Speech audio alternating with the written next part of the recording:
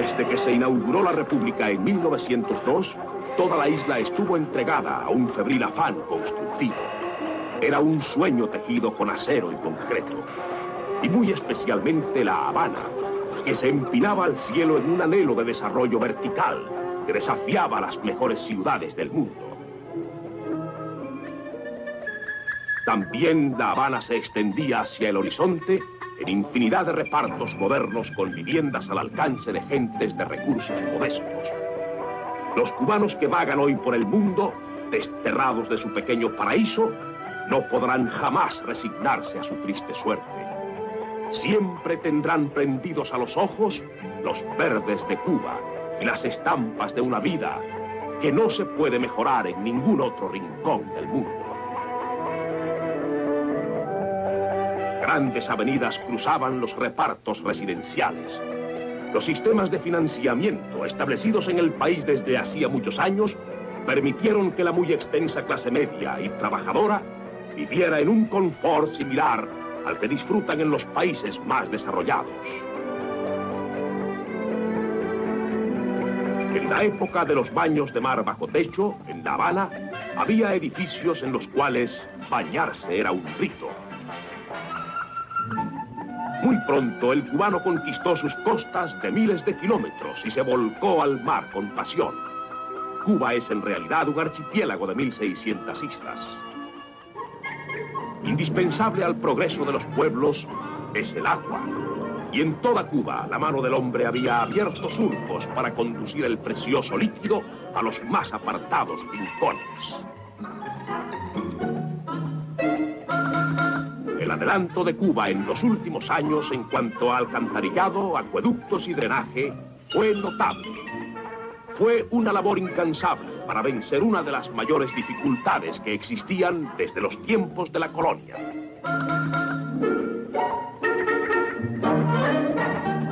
Se lograron resultados sorprendentes en pocos años. Hasta zonas despobladas llegaron modernos acueductos.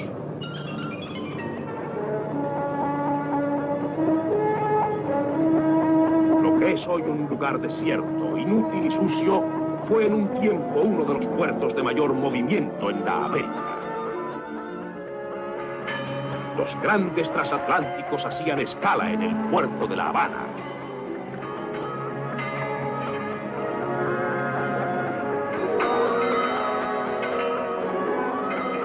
Los pasajeros que llegaban a La Habana por el mar encontraban un edificio moderno, las oficinas de aduana.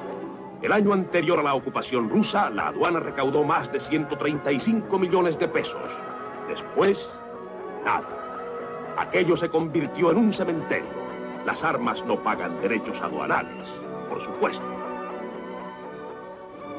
La aviación cubana en aquellos días había llegado a un grado de desarrollo extraordinario. La salida del vuelo 401 con destino a Miami. Aviones cubanos ostentando la bandera nacional volaban a Europa, a Estados Unidos y a la América Latina. Todas las ciudades de Cuba estaban enlazadas por un servicio de autobuses eficientes.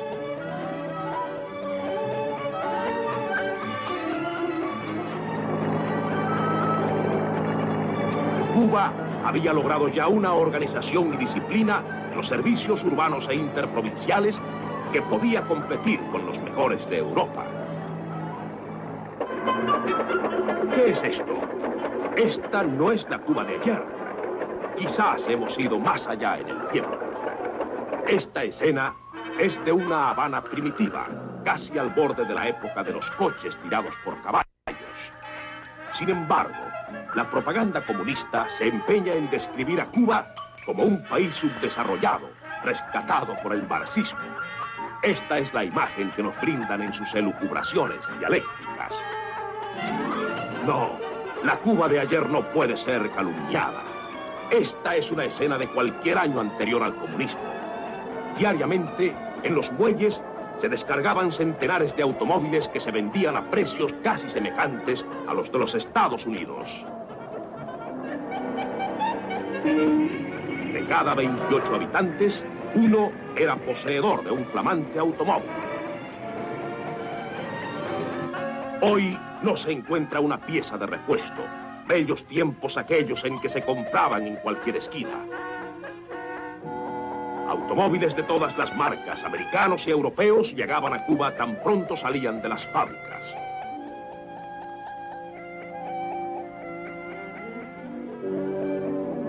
La hacienda pública en Cuba estuvo sometida en ciertas etapas al embate de la polémica política, pero el país avanzaba a pesar de esto.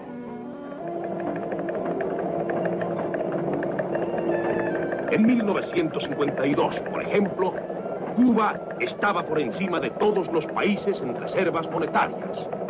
Tuvo siempre una moneda fuerte a la par con el dólar. El descuento del 2% que se veía en algunas cotizaciones se debía al impuesto sobre la exportación de moneda. Nunca tuvo Cuba control de cambio debido a su abundancia de reservas monetarias internacionales.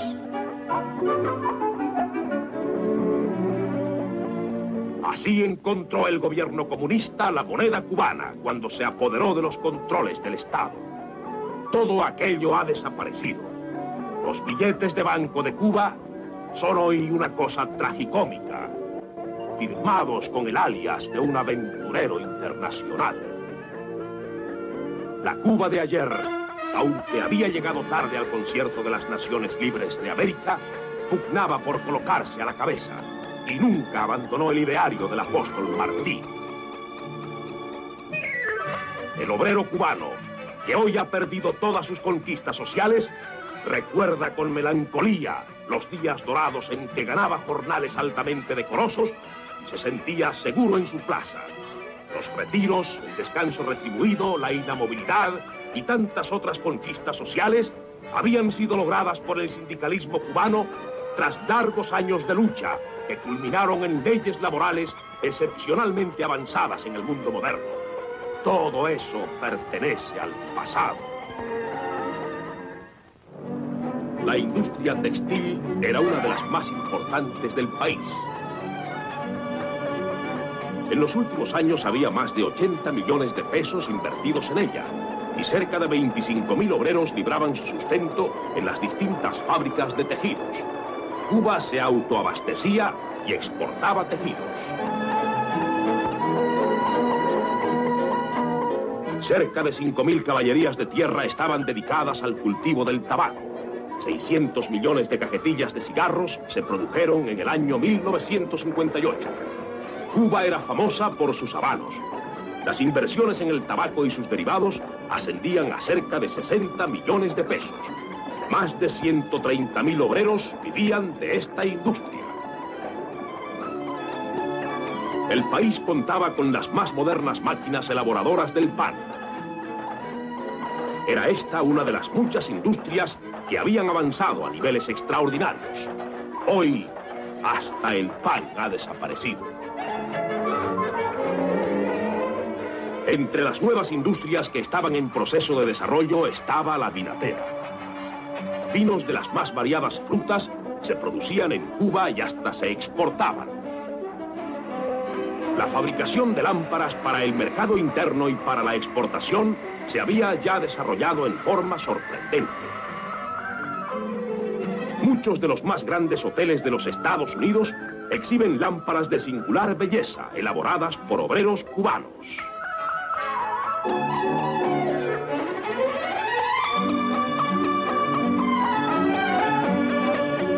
En 1941 se instaló en Cuba la primera fábrica de gomas para automóviles.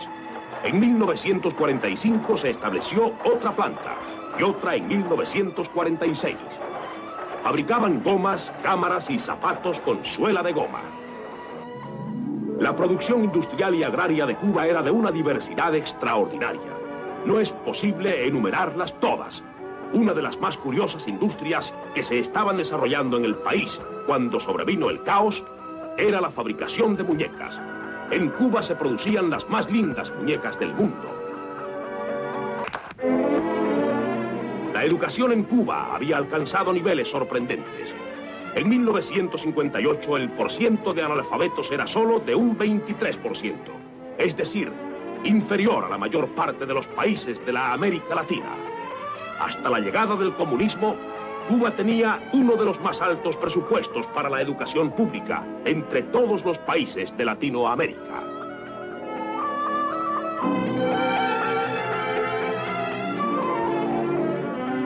La escuela privada, tanto laica como religiosa, había llegado a niveles de desarrollo que solo podrían compararse con los países de mar. Todo eso se ha venido al suelo y aquellos niños han tenido que huir de Cuba, más alto estándar cultural, o están en Rusia esclavizados o tienen que esgrimir una metralleta para servir al Estado soviético. Cada año, los actos de graduación en los millares de escuelas del país ofrecían uno de los más bellos espectáculos en el marco de aquella isla consagrada al trabajo y al estudio. Hubo una época ya perdida en el pozo del pasado en que las mujeres cubanas vivían consagradas al cultivo de su propia femineidad. Las mujeres se portaban como tales y dominaban el escenario isleño con sus siluetas tentadoras. De la cálida tierra cubana emanaba un aire de sensualidad. Era una isla cargada de frutas jugosas y dulces. Quien arribaba a ella era atrapado por su vegetación exuberante. El tipo de la mujer criolla tenía un sello inconfundible en el mundo entero. Los mejores diseñadores del mundo encallaban en la isla, porque allí podían encontrar las mejores y más devotas modelos. La elegancia era un culto en las mujeres de Cuba. Una exposición de trajes de baños era una fiesta para los ojos. Después, nadie sabía de truzas ni las recordaba. Eran tan solo un pretexto para darle fiesta a los ojos. Era un pueblo que sabía ver y apresar con la mirada.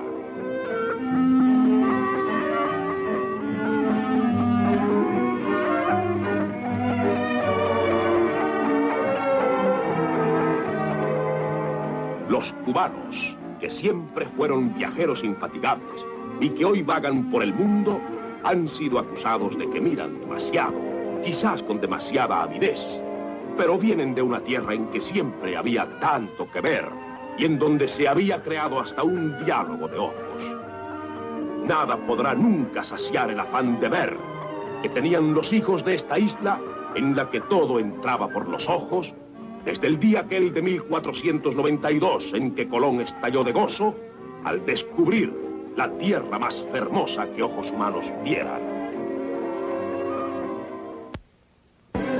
Estas escenas que vienen del pasado y que pertenecen rigurosamente a la historia constituirían un documento subversivo si se exhibieran en la Cuba de hoy, en donde un mercado es una exacta reproducción del vacío. Hubo una época en que los cubanos podían comer cuanta carne pudieran comprar. Los mercados del pasado estaban colmados de los más variados artículos. ¡Qué bello era este país cuando era subdesarrollado!, pensarán los dialécticos de hoy en su intimidad. La Navidad cubana era una fiesta excepcional que se sobreponía a todas las otras fiestas. Santa Claus se mezclaba con los Reyes Magos y cada familia se ensimismaba en su propia fiesta. Porque Cuba era todavía un país de familias, unidas en sus propios goces, volcadas sobre tradiciones pascuales con un entusiasmo raro en el mundo actual. Creer en los Reyes Magos todo el mayor tiempo posible era como prolongar la niñez y alargar la felicidad. Qué exquisito cuidado para mantener la ilusión de los niños, para retenerlos en la niñez. Dijérase que los padres tenían miedo de que sus hijos crecieran. ¿Qué mundo de ilusión se esconde en el corazón de la niña que sueña trémula de esperanzas?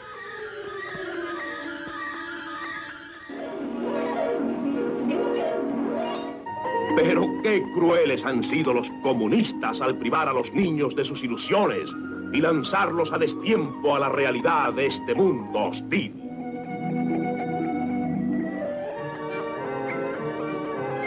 En aquella Cuba de ayer, nunca se acostó un niño sin un juguete el Día de Reyes. Para muchas instituciones comerciales era cuestión de honor hacer llegar un juguete al necesitado. Todos los corazones se ablandaban, todas las bolsas se abrían, todas las caras se llenaban de alegría. Cada hombre un niño era el lema obligado.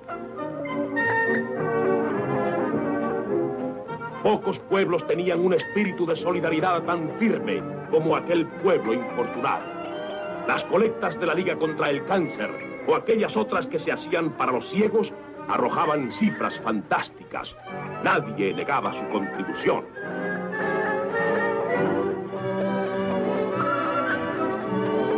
Y los fondos recaudados volvían al pueblo en servicios hospitalarios y en atención médica. Hay una vieja leyenda que dice que Pinar del Río, la provincia del extremo occidental de Cuba, a la que llaman la Cenicienta, fue devuelta por el mar a los hombres. En Pinar del Río, la luminosidad del paisaje sorprende al viajero y lo aturde. Es la tierra del tabaco, de las cuevas, de los valles hermosos. Frente al valle de Viñales, el ánimo enmudece y las palabras sobran.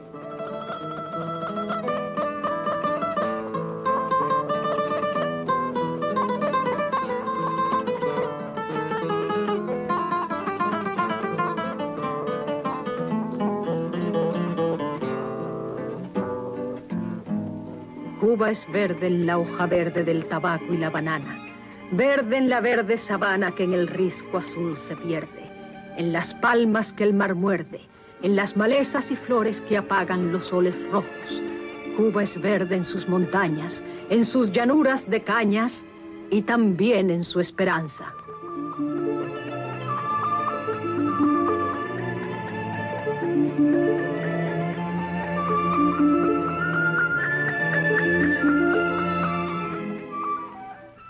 En el camino hacia Soroa, tiene uno la sensación de que está descubriendo de nuevo, de tan primitivos que son los paisajes.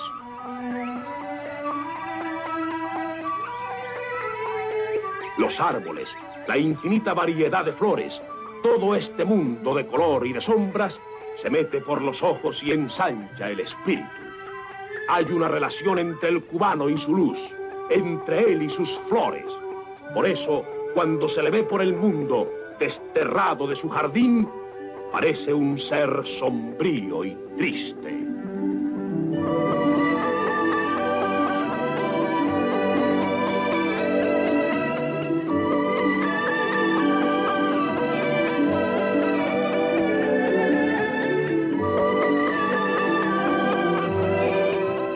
El que cultiva orquídeas es como un monje.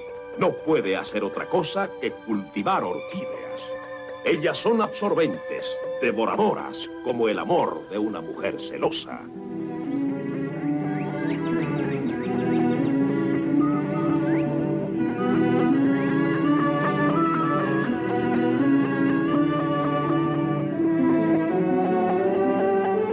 Las tierras del tabaco fueron las que inicialmente dieron fisonomía a la sociedad rural cubana.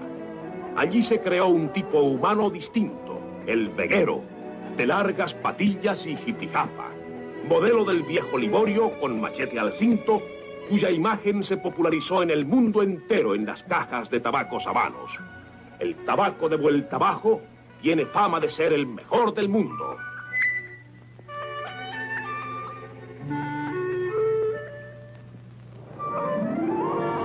Varadero, en la provincia de Matanzas, era un centro turístico conocido en el mundo entero.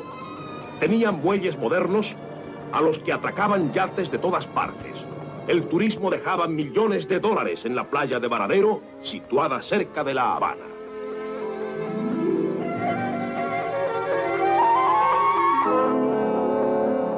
La playa era un milagro por su arena fina y por el azul de sus aguas. Los cubanos estaban tan orgullosos de Varadero como los mexicanos de Acapulco. La alargada costa en el norte de la isla ya estaba convirtiéndose en una especie de costa azul, jalonada de hoteles, villas y yates. Viajeros de todo el mundo venían a remansarse en el azul de Varadero.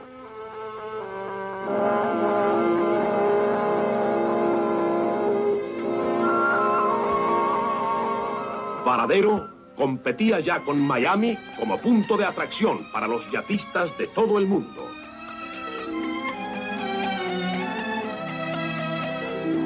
Y cuando se iniciaban todos los años las famosas regatas de remos de Varadero, la playa hervía de gente y sus hoteles eran pocos para albergarlas.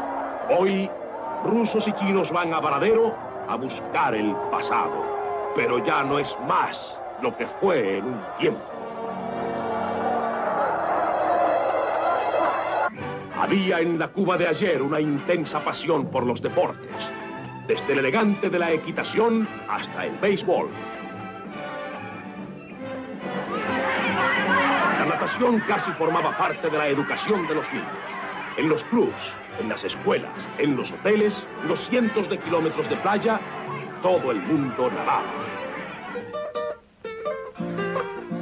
Tierra adentro, el guajiro cubano tenía pasión por las peleas de gallos, que eran además una atracción turística. Las carreras de autos que se celebraban en el malecón de La Habana todos los años tenían carácter internacional.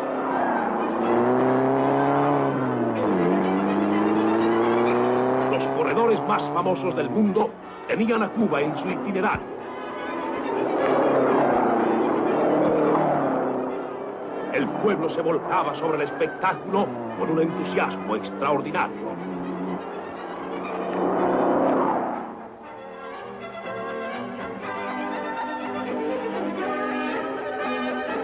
El Palacio de los Deportes, edificado en La Habana, da una idea del auge deportivo en el país. Era el centro nervioso de esa actividad. El boxeo, como el béisbol, era deporte apasionante y popular. Peleas por campeonatos mundiales se escenificaron en Cuba y eran televisadas al extranjero. Hoy, el único deporte que se practica en Cuba es el de la delación. No hay fervor popular en él, pero lo patrocina el gobierno.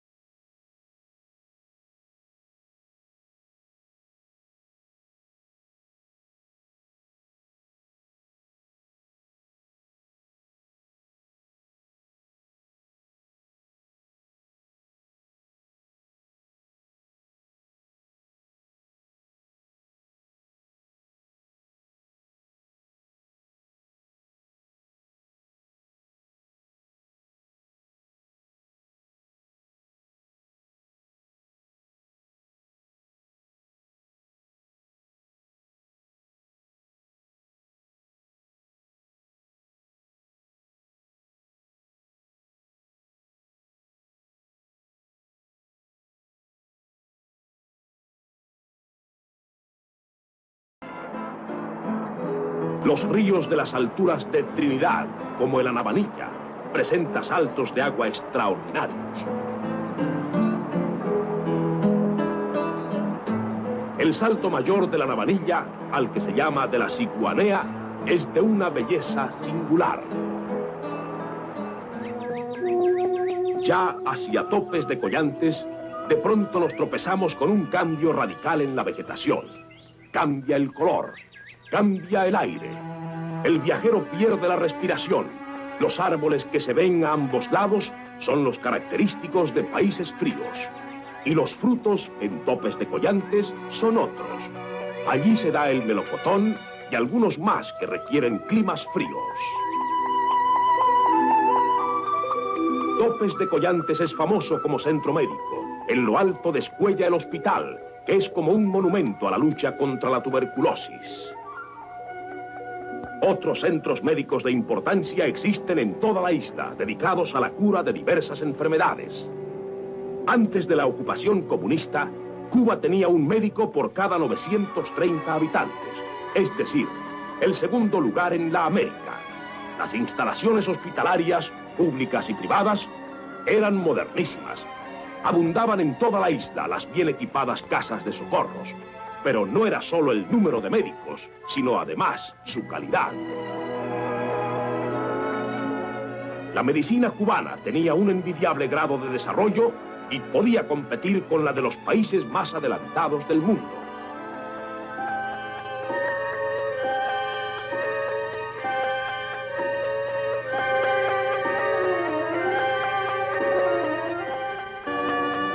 En materia ortopédica, Cuba, la de ayer, poseía los equipos más modernos y los especialistas dedicados a esta rama de la medicina eran más que notables. La asistencia médica en cualquier rincón del país estaba maravillosamente organizada y las clases más humildes de la población podían disponer de los adelantos de la medicina moderna y obtener asistencia gratuita.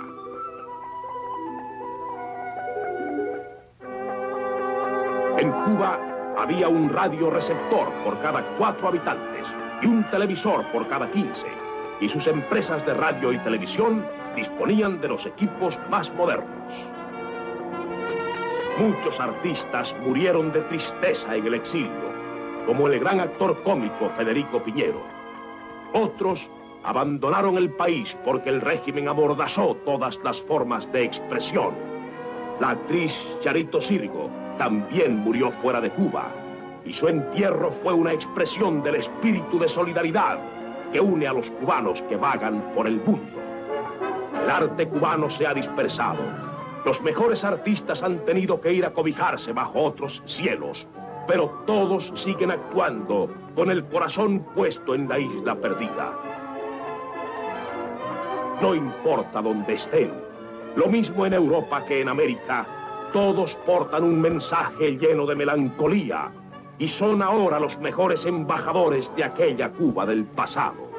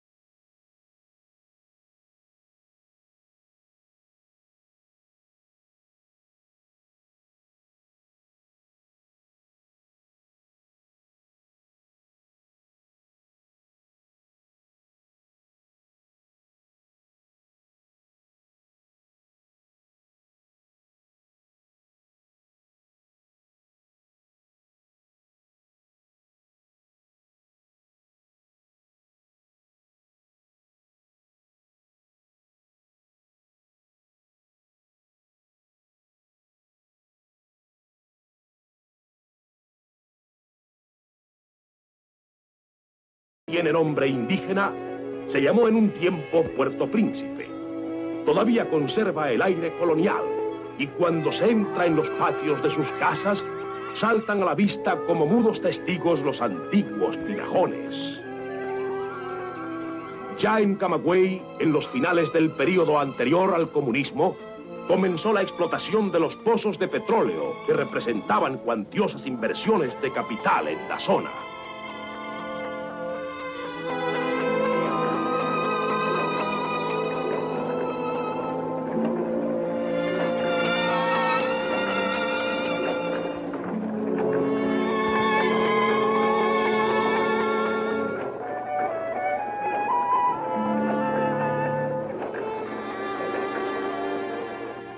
Además de la ganadería, Camagüey tiene extensos cultivos de caña y varios centrales. Una gran proporción de la producción azucarera total del país provenía de Camagüey en los tiempos en que el oro verde era la riqueza de los hijos del país.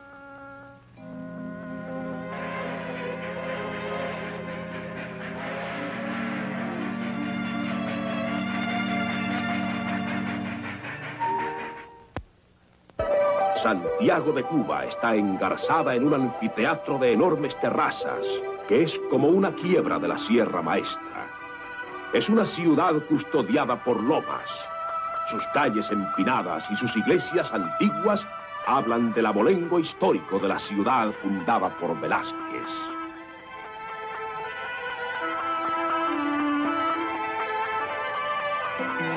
Cubanos y americanos pelearon hombro con hombro en la histórica batalla de San Juan, en las postrimerías de la dominación española en Cuba.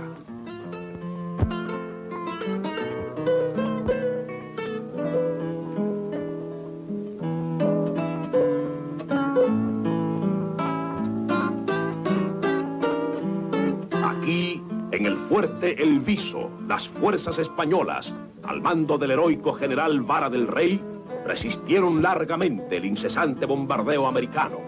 El viejo fuerte sigue resistiendo el embate de los años.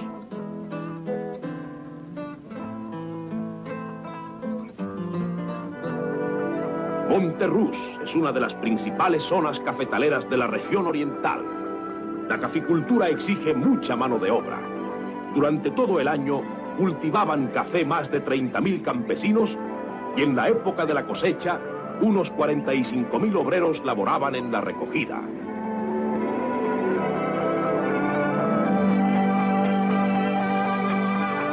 Desde las alturas del Caney se domina un panorama de tierras llanas y fértiles. En ellas se producen las frutas más jugosas y dulces de toda Cuba, famosas en el país por su rica pulpa.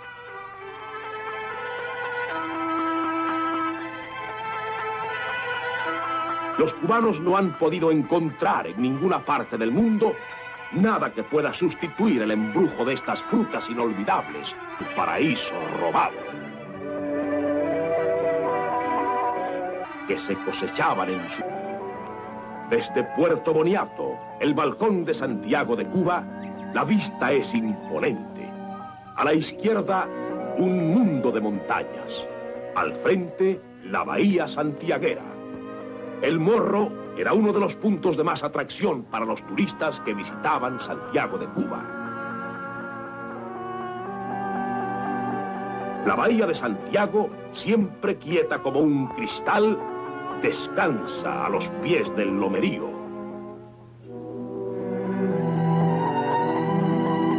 En Santiago está la tumba del apóstol José Martí.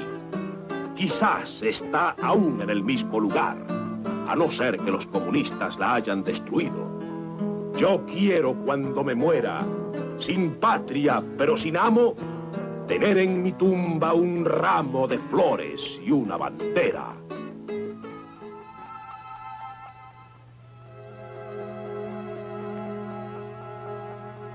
Sobre la Villa del Cobre, de terrosos callejones, en un altozano, se levanta el templo humildísimo que los hombres han edificado a la Virgen de la Caridad, patrona de Cuba. Eres la madre de Cuba, madre de la humanidad. la preciosa Virgen, santa y pura de la caridad. Por primera vez, y en los momentos en que ya el pueblo de Cuba entraba en las sombras, la Virgen de la Caridad del Cobre emprendió a hombros de fieles un recorrido por toda la isla. Fue como un milagro. La Virgen venía a confundirse con su pueblo agonizante. Llegó al crepúsculo. Había angustia en todos los corazones, pero ella trajo la esperanza. El Congreso Católico rindió tributo al apóstol, como si quisiera apelar no solo al sentimiento religioso, sino también a las entrañas mismas de la cubanidad. Ya se había planteado abiertamente la pugna entre el arraigado sentimiento católico del pueblo cubano y el afán destructor de los conquistadores y sus cómplices nativos. Y esto quedó evidenciado en el desfile de antorchas y banderas por las calles de La Habana para recibir a la Virgen. Puro pueblo, transido de fervor religioso, volcado sobre las calles para expresar su temor, su angustia y sus esperanzas. La Virgen del Pueblo llegó al final de su largo camino y quedó instalada por solo unos días en el altar que le habían adornado en el centro mismo de la ciudad.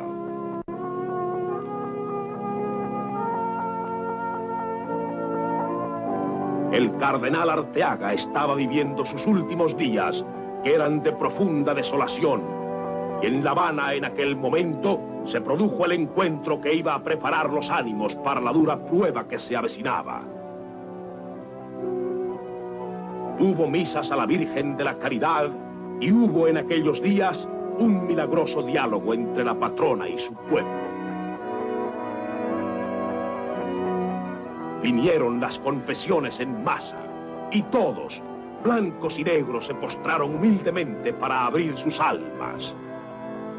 Sobre la isla de Cuba se cernía el ave agorera de la destrucción y la muerte, y el pueblo, lleno de presentimientos, oraba.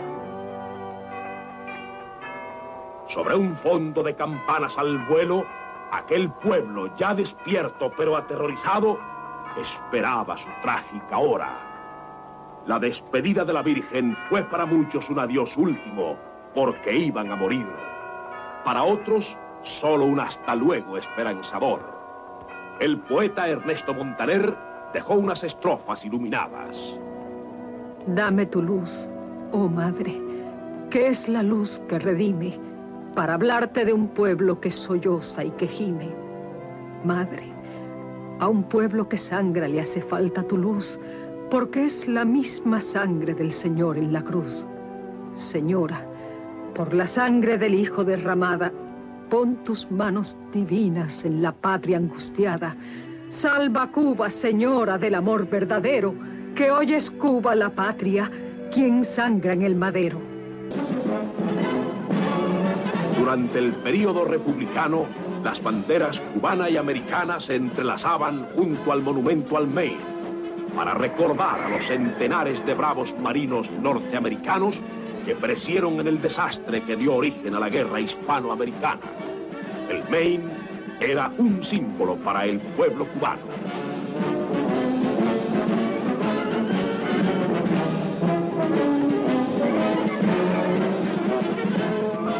En el Venado había un hermoso monumento al expresidente José Miguel Gómez. La Habana resplandecía con avenidas bien construidas, que enlazaban el centro con los barrios extremos y que servían para descongestionar el tránsito de los miles de automóviles que circulaban.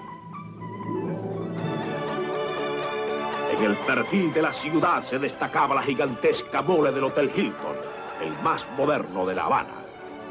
El turismo era una fuente de riqueza que daba trabajo a miles y miles de cubanos.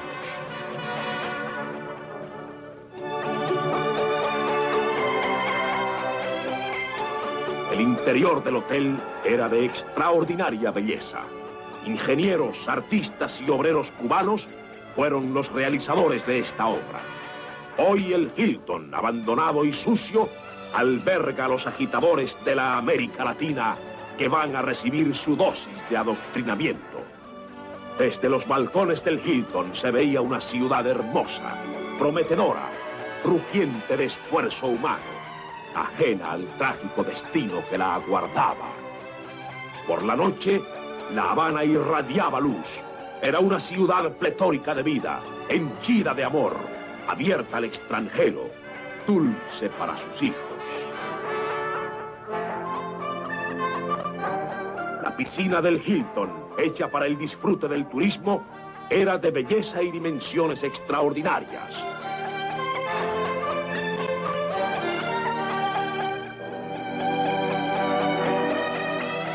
Cuba tenía atractivos que la hacían competir con Miami, y ya en los últimos años era una meca para todos los viajeros de los Estados Unidos, y Miami servía como un trampolín para saltar a La Habana y sumergirse en el embrujo de su ambiente.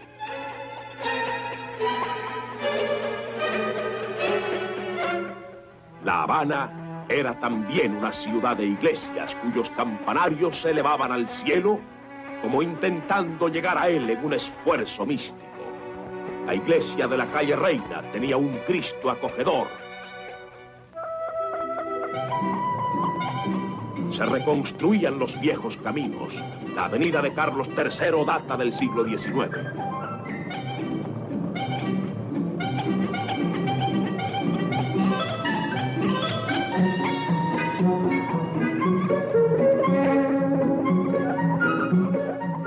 La Habana tenía también un río, no muy caudaloso, pero sí hermoso.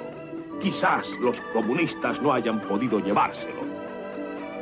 En un principio la ciudad empezó a ensancharse hacia el oeste, siguiendo la costa, y surgieron repartos maravillosos.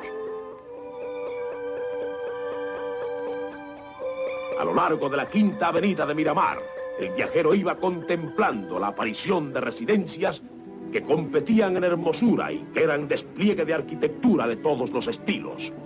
Clubs, iglesias, jardines de ensueño, todo salía al paso del caminante en aquellas barriadas, hoy convertidas en huertos y gallineros.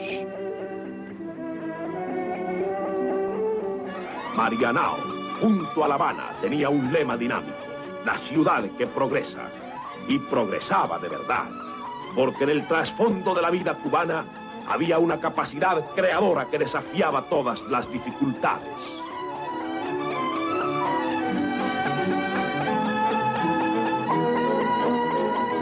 Cae la noche sobre la ciudad de San Cristóbal de La Habana.